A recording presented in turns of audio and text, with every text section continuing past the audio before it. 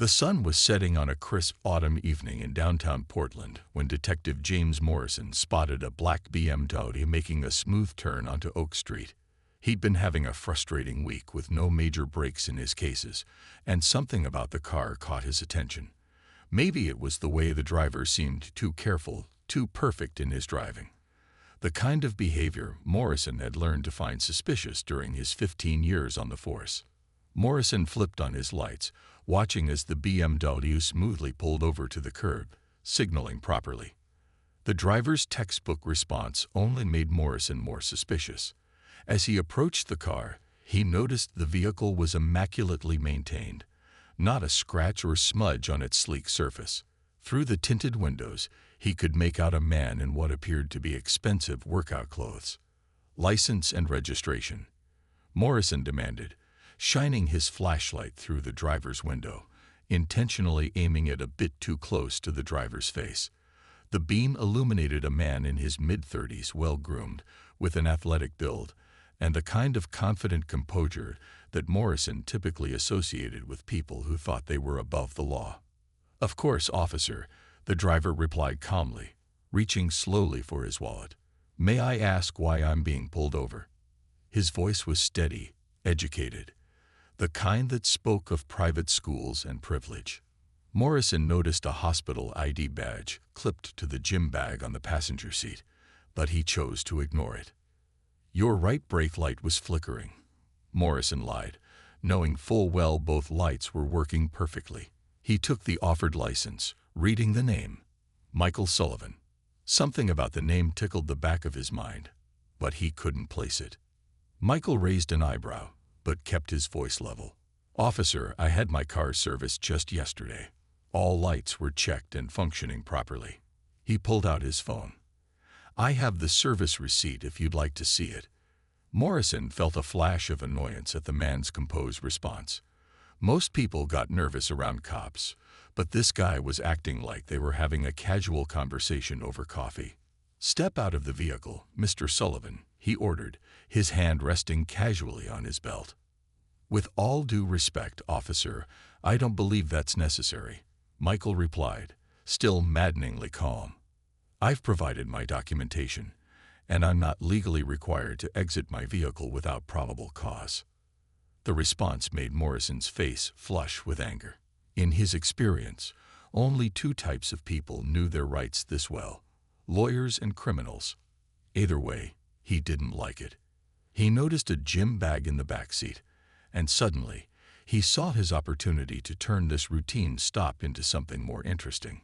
"Sir, I detect the smell of marijuana coming from your vehicle," Morrison declared, though there wasn't the slightest hint of any such odor.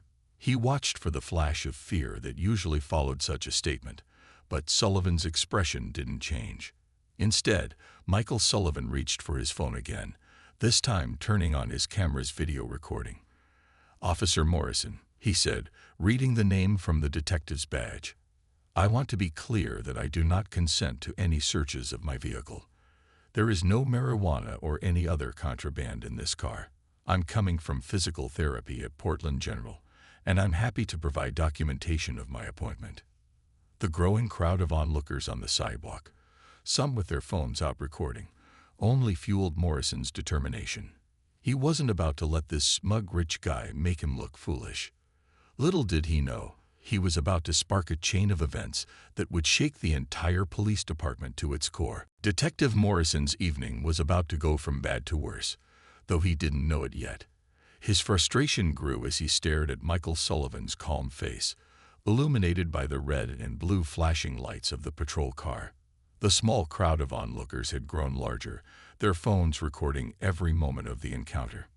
"Turn off your phone, Mr. Sullivan," Morrison commanded, his voice carrying an edge that made several bystanders step closer. "And I won't ask you again to step out of the vehicle." Michael kept his phone steady, still recording. "Detective, I'm exercising my right to document this interaction.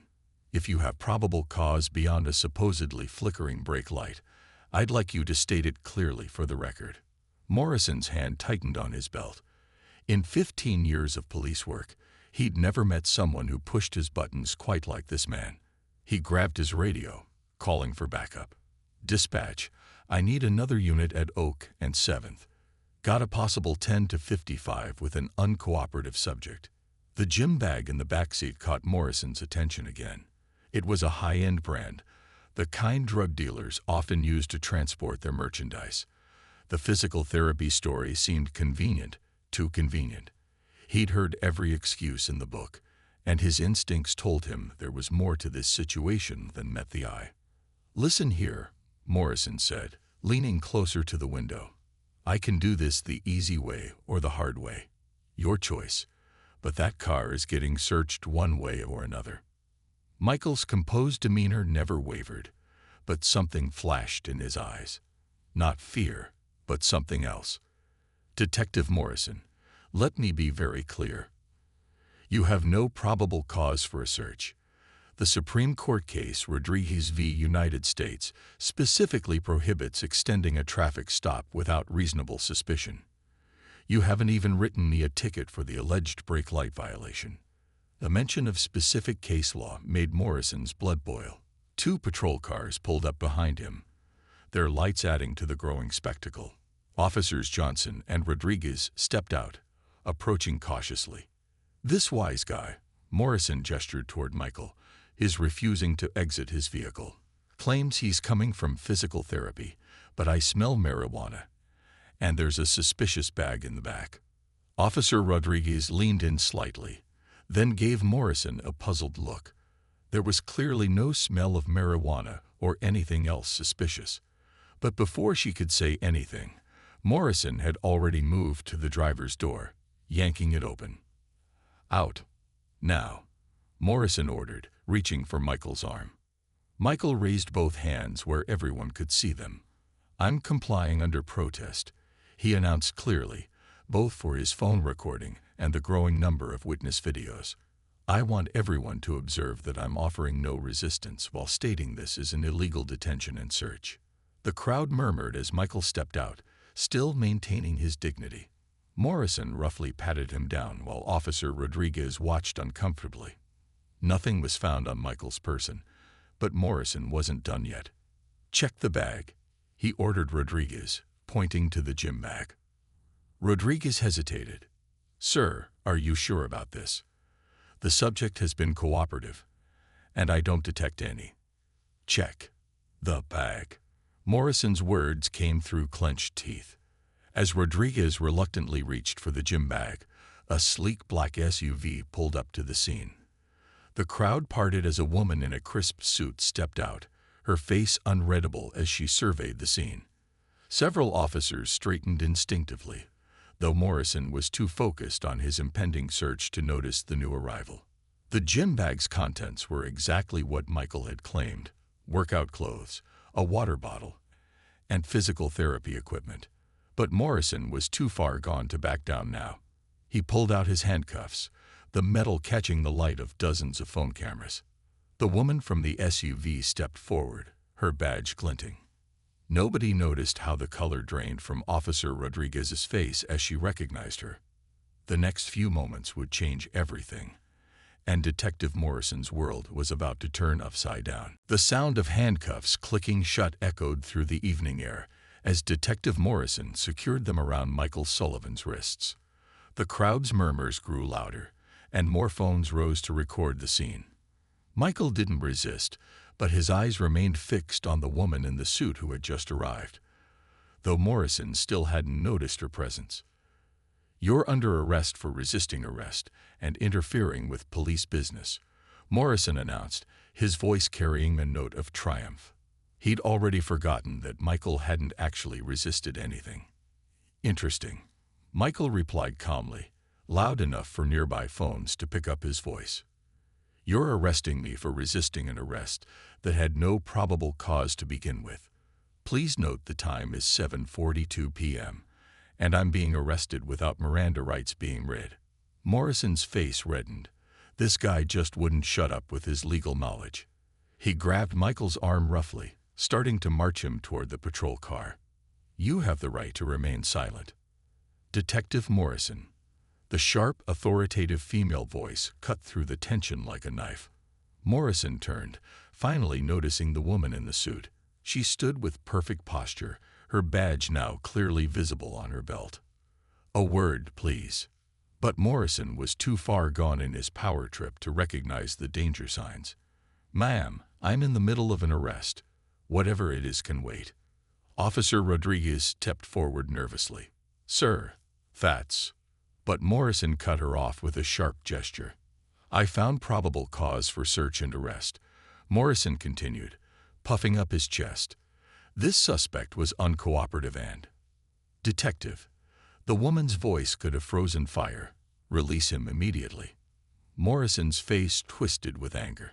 "Look, I don't know who you think you are, but—" "Chief Sullivan," she said, her words falling like ice cubes into the suddenly silent night air.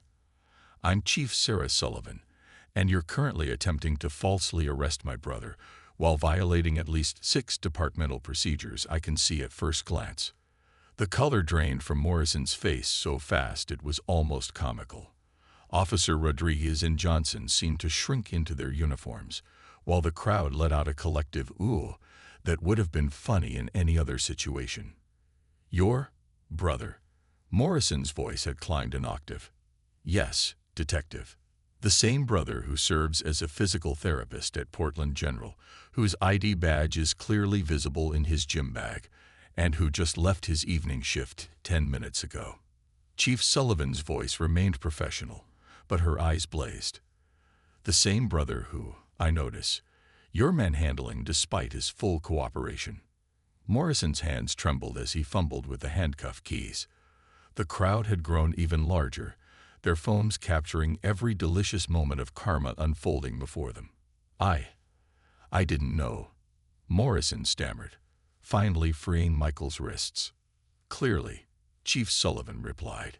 "You also didn't know that my brother sits on the Civilian Oversight Committee for Police Conduct, or that this entire intersection has traffic cameras that have recorded everything from the moment you invented a brake light violation as an excuse to pull them over." Michael rubbed his wrists, still maintaining his composure. "Sarah," he said quietly, "I'd like to file an official complaint. Not just for myself, but for anyone else who might have faced similar treatment without having a police chief for a sister." Chief Sullivan nodded, then turned to Officers Rodriguez and Johnson. "Take Detective Morrison's badge and gun. He's on immediate administrative leave pending investigation." Her gaze swept over the gathered crowd, many of whom were grinning at Morrison's comeuppance. "I'll need statements from any witnesses willing to share their video footage. Officer Rodriguez will take your information." As Morrison handed over his badge, his hands shaking, he finally understood the magnitude of his mistake. He'd let his ego and assumptions lead him into the biggest mistake of his career. And now he was about to learn exactly what it felt like to be on the receiving end of the justice system. The night wasn't over yet, and for Detective Morrison, this was just the beginning of his problems. The fluorescent lights of the police station buzzed overhead as Michael Sullivan sat calmly in the booking area.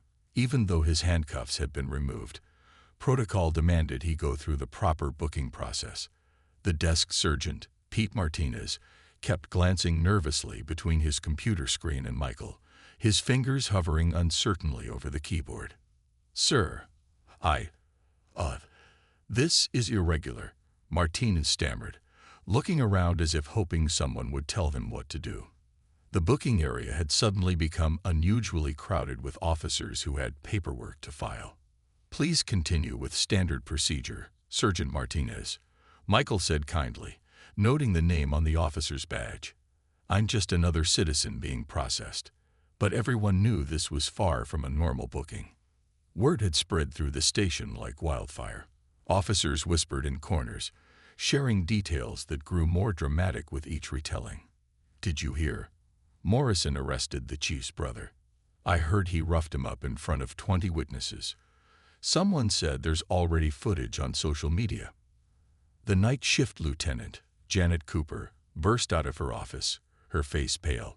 She'd just finished watching the body cam footage from all 3 officers present at the scene.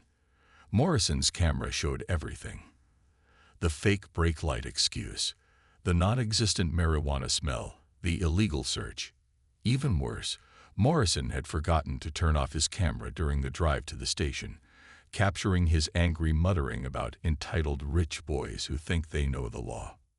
"Mr. Sullivan," Lieutenant Cooper approached, her voice professional but strained. "Would you like to make your phone call now?" Michael checked his watch. 8:15 p.m. "Yes, thank you, Lieutenant." He stood up, straightening his still immaculate workout clothes. The watching officers expected him to call Chief Sullivan, but Michael had other plans. At the phone, he dialed a number from memory. "Hello, Richard. It's Michael Sullivan. Remember that conversation we had last month about police reform? Well, I think I've found our test case." He paused, listening. "Yes, that's right. I've just been illegally arrested. No, I'm fine. And yes, everything was recorded. Multiple angles." Another pause. "Perfect. The station at Oak and 12th. See you in 20 minutes. The officers watching nearly dropped their pretend paperwork. Richard could only mean Richard Martinez, the city's most prominent civil rights attorney, the same lawyer who'd successfully sued 3 different police departments for misconduct. Michael returned to his seat, still radiating that unshakable calm that had so irritated Morrison earlier. A young officer approached him with a cup of water, almost dropping it when Michael thanked him by name without looking at his badge. You know who I am." Officer Jenkins squeaked. Michael smiled kindly. "Of course. I reviewed your application to the force last month as part of the Civilian Oversight Committee. Good work on your community outreach proposal, by the way." The station fell so quiet you could hear a pin drop. Not only was this the chief's brother, but he was also on the Civilian Oversight Committee. Jenkins backed away like he'd just offered water to a sleeping tiger. Sergeant Martinez had given up all pretense of booking and was now just staring at his computer screen, occasionally typing random letters to look busy. The whispers had stopped completely, replaced by a tense silence broken only by the continuous buzz of the fluorescent lights. At exactly 8:35 p.m., Richard Martinez strode into the station, his suit as expensive as his smile was dangerous. He carried a briefcase that had launched a dozen police reform initiatives. Behind him came Sarah Sullivan, no longer in her chief's suit, but in civilian clothes. This wasn't a police chief coming to rescue her brother. This was a sister coming to support family while the justice system did its work. Michael stood to greet them, still wearing that serene smile that had started this whole situation. "Right on time," he said, as if they were meeting for dinner rather than at a police station. "Shall we begin?" Every officer in the room suddenly found somewhere else to be, except for Sergeant Martinez, who looked like he wished he could melt into his chair. The night was far from over, and everyone knew that tomorrow's headlines would only be the beginning of a much bigger story. Conference Room A had never felt smaller than it did right now. Detective Morrison sat alone on one side of the long table, his shoulders hunched, staring at his trembling hands. The room was packed with high-ranking officers, internal affairs investigators, and department heads, all waiting for Chief Sullivan to arrive. On the massive screen behind Morrison, frozen on pause, was the first frame of his bodycam footage. His own voice, caught on camera saying, "Let's see what this rich boy is hiding," seemed to echo in his memory, making him sink further into his chair. The door opened, and Chief Sarah Sullivan walked in. Everyone stood except Morrison, who seemed frozen in place. She wasn't wearing her usual chief's uniform, but rather a simple black pantsuit that somehow made her even more intimidating. Her face showed no sign that this case involved her brother. She was all business. "Play the footage," she said quietly, taking her seat at the head of the table. "All of it. Every camera angle." The technical officer clicked play, and the room watched in heavy silence. First came Morrison's bodycam, showing the perfectly functioning brake lights of Michael's car. Then the illegal search, the fabricated marijuana excuse, the escalation.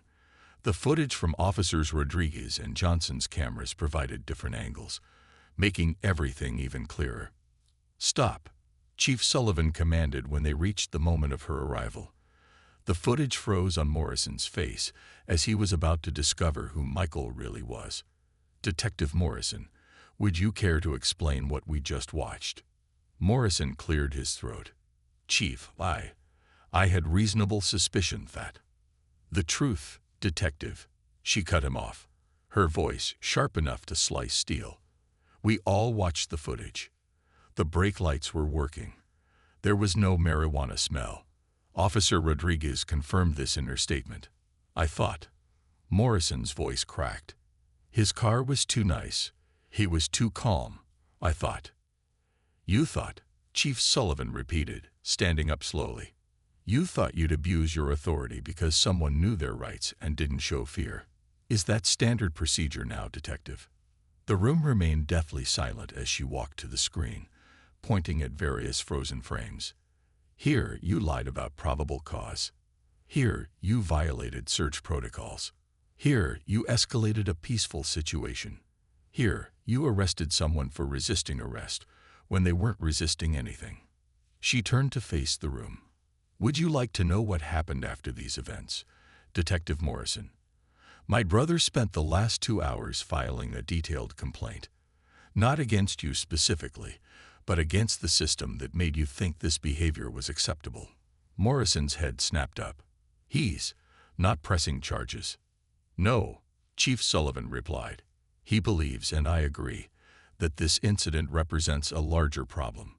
One that won't be solved by punishing a single officer."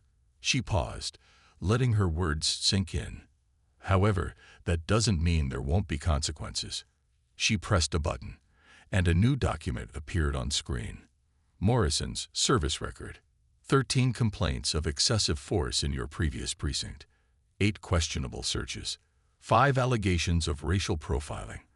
All investigated and dismissed. Her eyes narrowed. "That ends today."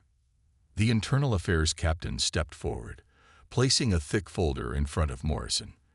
"This is your mandatory retraining schedule. 6 months, starting tomorrow. Every search, every arrest, every traffic stop you make will be reviewed. One mistake, and your badge is gone permanently." Morrison stared at the folder, reality finally sinking in.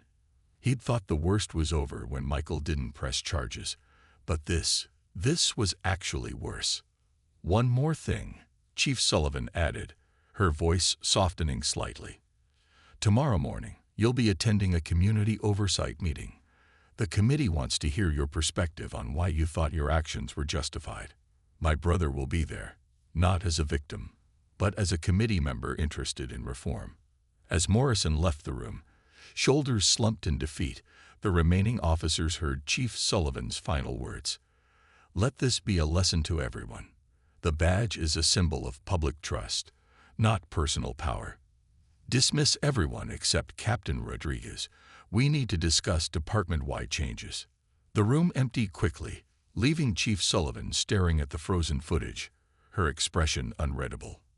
The real work was just beginning. The morning sunlight streamed through the windows of the police department's records room as Karen Chen, the department's longest-serving records clerk, pulled file after file from the archives. Her desk disappeared under a mountain of complaints against Detective Morrison from his previous precinct. Each manila folder told a similar story. Excessive force, questionable searches, harassment, all mysteriously dismissed. "I've been here 20 years, Karen muttered to herself, "and I've never seen Internal Affairs work this fast." Her phone buzzed with another update. Morrison's old precinct captain had just announced his early retirement, right after questions about covered-up complaints started surfacing.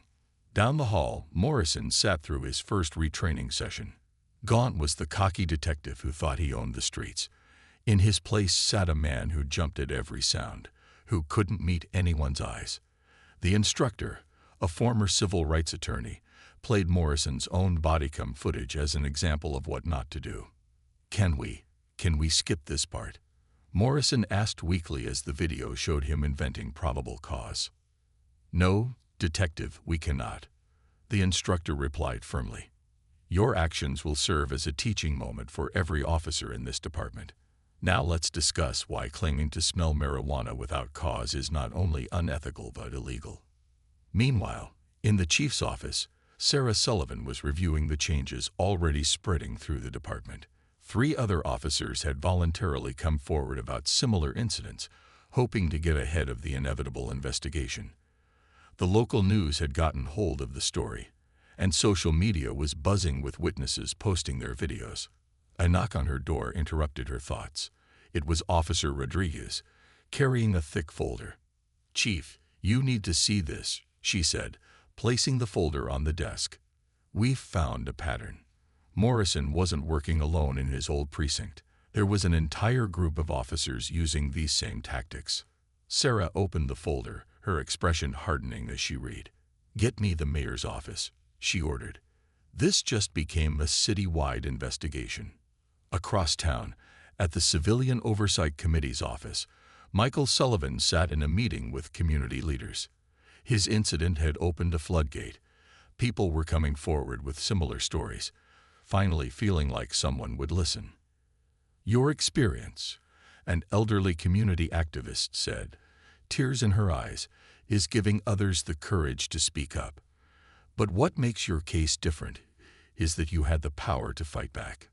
Many don't." Michael nodded solemnly.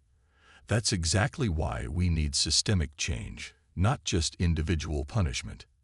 He pulled out his phone, showing them a draft of new department-wide policies. These reforms will require officers to. Back at the station, Morrison's partner of 3 years cleaned out their shared desk. He'd requested a transfer to traffic duty, saying he needed time to think about some choices. More officers were doing the same, requesting transfers, coming forward with information, or simply reconsidering their approaches to law enforcement. The day shift ended with an emergency department meeting. Chief Sullivan stood before her officers, her presence both reassuring and formidable. "Today, we've uncovered uncomfortable truths about our department," she began. "Some of you are afraid. Some are angry. Some feel betrayed. But this is our chance to rebuild trust with our community." She clicked through slides showing the new changes: mandatory body cams with civilian oversight access, weekly community feedback sessions, transparent complaint procedures, and enhanced de-escalation training. "My brother's illegal arrest could have been just another covered-up incident," she continued. "Instead, it's becoming a catalyst for real change. Each of you has a choice to make: be part of the problem or part of the solution." As the meeting ended, Officer Rodriguez approached Morrison, who sat alone in the back. "You know," she said quietly, "you could actually do some good here. You could help us understand why officers fall into these patterns." Morrison looked up, seeing an unexpected chance at redemption. "You really think anyone would listen to me now?" "They're already listening," Rodriguez replied. "The question is, what are you going to say?" The sun was setting on a department in transformation. Morrison's mistake had cracked open a door that couldn't be closed again. Now everyone had to decide which side of history they wanted to be on. 3 months after the infamous traffic stop, the Portland Police Department looked like a different place. The lobby, once cold and intimidating, now featured a community feedback board and a transparent complaint filing station. But the real changes ran much deeper. Detective Morrison walked through the front doors, no longer in uniform, but wearing a simple shirt and tie. He'd just finished his 100th community service hour, teaching teenagers about their rights during police encounters. The irony wasn't lost on him. The man who once abused his power was now educating others about protecting themselves from such abuse. "Morning, Detective," called Officer Rodriguez, now promoted to sergeant after her role in exposing departmental misconduct. "Ready for today's meeting?" Morrison nodded nervously, clutching his folder. Inside was his presentation for the Civilian Oversight Committee, a detailed confession of his past behaviors, and, more importantly, the toxic culture that encouraged them. The meeting room was packed. Michael Sullivan sat at the center of the committee table, looking exactly as calm as he had that fateful night. But today, Morrison didn't find that calmness irritating. He found it inspiring. 3 months ago, Morrison began, his voice shaky but determined. "I arrested a man because his composure made me angry, because he knew his rights better than I respected them.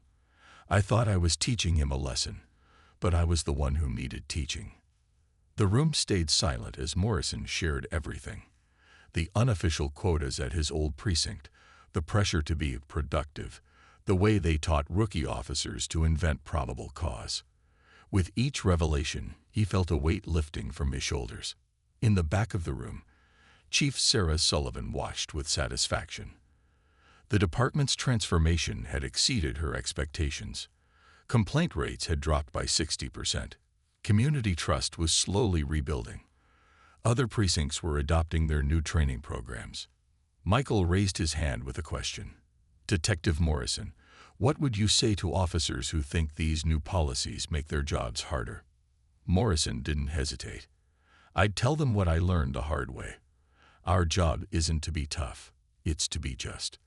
These policies don't make police work harder, they make it right." After the meeting, the Sullivan siblings met at their favorite coffee shop. Sarah stirred her latte while Michael graded student papers. He'd started teaching civil rights at the police academy. "Did you ever imagine," Sarah asked, "that your illegal arrest would lead to all this?" Michael smiled. "Honestly, yes. That's why I stayed so calm that night. I knew if I got angry, if I lost my composure, it would just be another incident report. I needed to make it a teaching moment." "Well, Professor," Sarah teased, "your teaching moment has turned into a movement. 2 other departments in the state are implementing our reforms." Their conversation was interrupted by a commotion outside. A patrol car had pulled someone over, but instead of tension, they watched the new protocols in action. The officer was professional, the citizen knew their rights, and the entire interaction was being recorded for transparency. "You know what the best part is?" Michael said, watching the scene. "That driver out there doesn't need a police chief for his sister to ensure fair treatment. The system is finally starting to work for everyone." Back at the station, Morrison's retraining badge was replaced with a new one: Community Relations Liaison. His office wall, once bare, now held a framed photo of him with a group of teenagers from his rights awareness class. Below it sat a quote he'd written himself: "Power isn't about control, it's about responsibility." That evening, as the sun set over Portland, 3 separate scenes played out simultaneously. Chief Sullivan approved the last of the new transparency protocols. Michael submitted his final draft of the Citizens' Rights Handbook for Police Academy students, and Morrison mentored a rookie officer about the right way to handle traffic stops. The wrongful arrest that could have been just another statistic had instead become a catalyst for real change. And somewhere in Portland, a black BMW drove through a green light, its brake lights working perfectly, carrying a man who had turned an injustice into inspiration. The end.